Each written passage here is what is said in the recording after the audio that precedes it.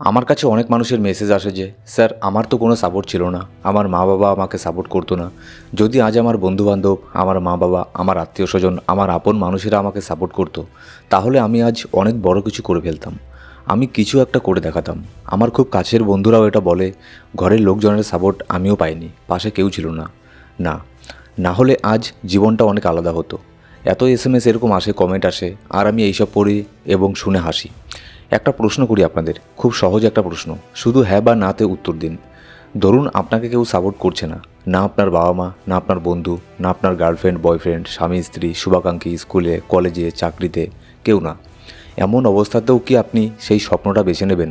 এমন অবস্থাতেও কি আপনি নিজেকে বেছে নেবেন? ভেবে উত্তর দিন। শুধু মোটিভেটেড হয়ে হ্যাঁ বলে ফেলবেন না, ভেবে সত্যিকারের উত্তর দিন। পুরো দুনিয়া আপনাকে লক্ষ্য করে বলছে তুমি পারবে না, তুমি ব্যর্থ হবে, তুমি এটা করতে পারবে না, তোমার দ্বারা হবে না, ফালতু চেষ্টা ছেড়ে দাও।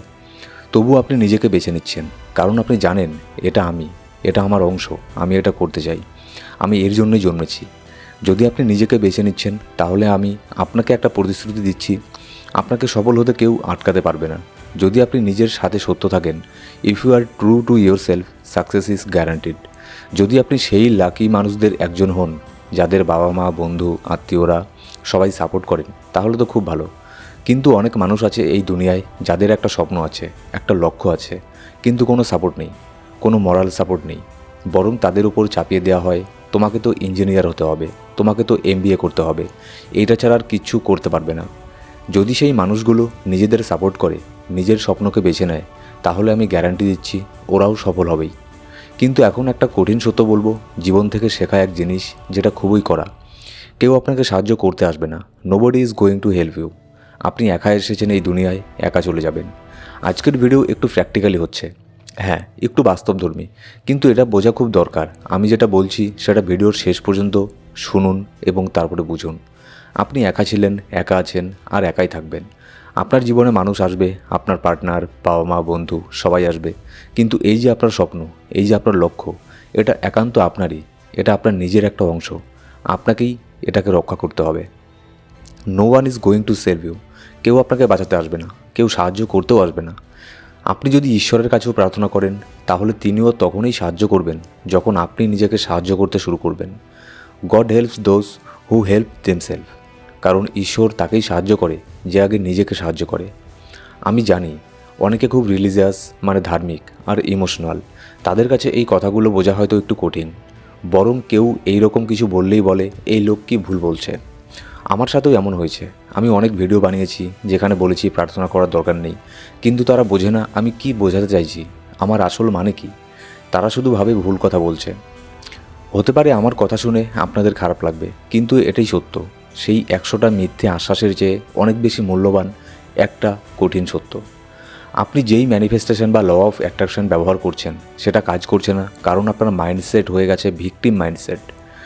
যেমন, ইস যদি আমি সাপোর্ট পেতাম, যদি কেউ আমাকে বলে দিত, যদি আমি অন্য কোনো পরিবারে জন্মাতাম, তাহলে হয়তো আমাকে এত স্ট্রাগল করতে হতো না। এইরকম একটা ভিকটিম মাইন্ডসেট আপনাকে ডুবিয়ে দিচ্ছে। তাই আপনি যদি সত্যিই ম্যানিফেস্টেশন করছেন, ল অফ অ্যাট্রাকশন ফলো করছেন, আপনাকে নিজেকে নিয়ে কাজ করতে হবে। আপনার সামনে যদি খাবার পরিবেশনও কেউ করে দেয়, তার চামচ যদি আপনার মুখের সামনেও নিয়ে আসে, তবুও চিবিয়ে আপনাকেই খেতে হবে। এটা কেউ আপনার জন্য করতে পারবে না। This is the hard truth. যতক্ষণ না আপনি এই ভিকটিম মাইন্ডসেট ছাড়ছেন, ততক্ষণ আপনার ম্যানিফেস্টেশন আপনার থেকে দূরে সরে যাবে। মানুষ এগিয়ে যাবে, আর আপনি বসে ভাববেন আমার জীবন এত কঠিন কেন, আমি তো ভালো মানুষ, আমার সঙ্গে খারাপ কেন হচ্ছে। কারণ খারাপটা আপনি নিজেই নিজের সঙ্গে করছেন। জেনে হোক না জেনে হোক, আপনি যেন ঘুমিয়েই আছেন। এই মুহূর্তে আপনার জীবন যেমন আছে সেটাকে আগে মেনে নিন। প্রতিটা জিনিস, প্রতিটা পরিস্থিতি মেনে নিতে শিখুন। যখন আপনি মেনে নেবেন, তখন আপনি বলবেন হ্যাঁ আমি গরিব, হ্যাঁ আমার কাছে যথেষ্ট টাকা নেই, হ্যাঁ আমি একবার ফেল করেছি, হ্যাঁ আমার জীবনে প্রচুর সমস্যা আছে। যখন আপনি এগুলোকে মেনে নেবেন, তখন আপনার মনের ভেতরে যে বোঝা, যে নেগেটিভ চিন্তা, ব্যর্থতার একটা চাপ থাকে, সেটা হালকা হয়ে যাবে।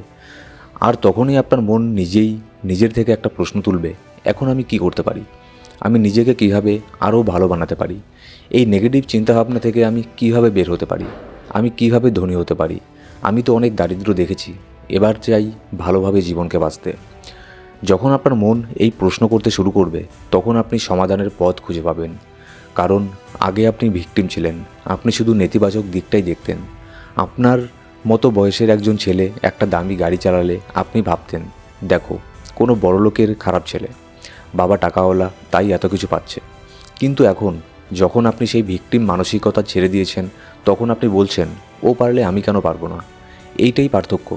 ল অফ অ্যাট্রাকশন বলে, আপনি যা চান সেটা আপনি আকর্ষণ করেন না, আপনি যেমন আছেন সেটাই আপনি আকর্ষণ করেন। আপনি যদি ভেতর থেকে নেগেটিভ হন, যদি নিজেকে দুঃখী ভাবেন, তাহলে আপনি আর কী বা নিজের জীবনে আকর্ষণ করবেন? আপনি তো শুধুমাত্র দুঃখকে নিজের জীবনে আকর্ষণ করবেন। এখন আমি আপনাকে বলছি 5টা গুরুত্বপূর্ণ পয়েন্ট, যেগুলো আপনি আজ থেকেই শুরু করুন। এই 5টি মানসিকতা আপনার জীবনকে বদলে দিতে পারবে। নম্বর 1, আপনি একা, কিন্তু আপনি যথেষ্ট শক্তিশালী। এই সত্যটা চুপচাপ মেনে নিন।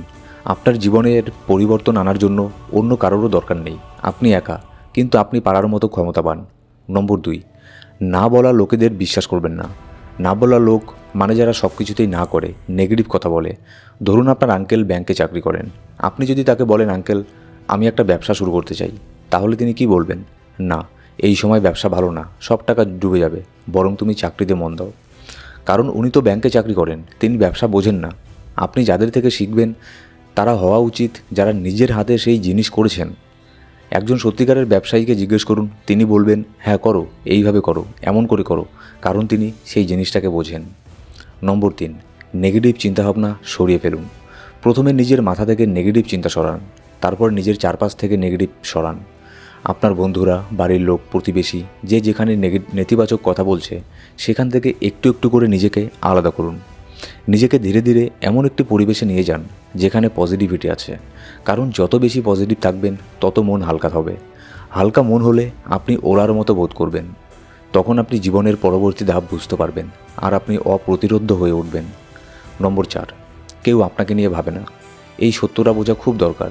কারো কিছু যায় আসে না আপনি জীবনে কি করছেন আর কি করছেন না। যদি কেউ আগ্রহ দেখায়ও, সেটা হয়তো তার কোনো স্বার্থের জন্য। এই পৃথিবীতে খুব কম মানুষই সত্যি আপনার জন্য ভাবে। সবচেয়ে বেশি ভাবে আপনার বাবা মা। তারা ছাড়া প্রায় সবাই একটা সীমার পর আর আপনাকে নিয়ে ভাবে না। তাই অন্যের কথায় কান্না দিয়ে নিজের জীবনের উপরে মন দিন। নম্বর 5, অতীতে বাস করা বন্ধ করুন। যা হয়েছে তা তো হয়েই গেছে। অতীত থেকে শিক্ষা নিন, তারপর নিজের মানসিকতা পাল্টান। আপনি তো আর টাইম মেশিনে গিয়ে অতীতে গিয়ে সেটাকে চেঞ্জ করতে পারবেন না। তাহলে আপনি যেটাকে চেঞ্জ করতে পারবেন না সেটা নিয়ে ভাবনা বন্ধ করুন। নিজেকে বলুন, আমি গতকালকের চেয়ে আজ অনেক ভালো। এই ভাবনা দিয়ে জীবনে এগিয়ে যান। রোজ সকালে উঠে মেডিটেশন করুন, নিজেকে নিয়ে কাজ করুন। আমাদের এই ইউটিউব চ্যানেলে অনেক মেডিটেশনের ভিডিও পেয়ে যাবেন। গাইডেড মেডিটেশন আছে, সেগুলোকে হেডফোন লাগিয়ে হালকা করে মেডিটেশন করতে শুরু করুন।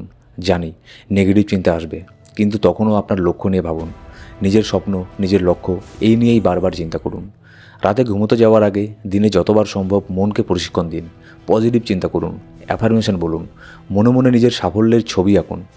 এইভাবেই ভিকটিম মাইন্ডসেট দূর হবে। আর একবার সেটা চলে গেলে জীবনে আপনাকে আর কেউ থামাতে পারবে না। আমি আশা করি এই ভিডিও বা কথাগুলো আপনার চোখ খুলে দিয়েছে। আজ থেকেই শুরু করুন। যদি আরও মোটিভেশন বা ম্যানিফেস্টেশন বুঝতে চান, তাহলে এই চ্যানেলের অন্যান্য ভিডিওগুলোকেও দেখতে পারেন। এই জিনিসগুলো সত্যিই আপনার জীবন বদলে দেবে, আর তখন কেউ আপনাকে আটকাতে পারবে না। আমি আপনাকে জানাই সবচেয়ে ভালো শুভকামনা। ভালো থাকুন।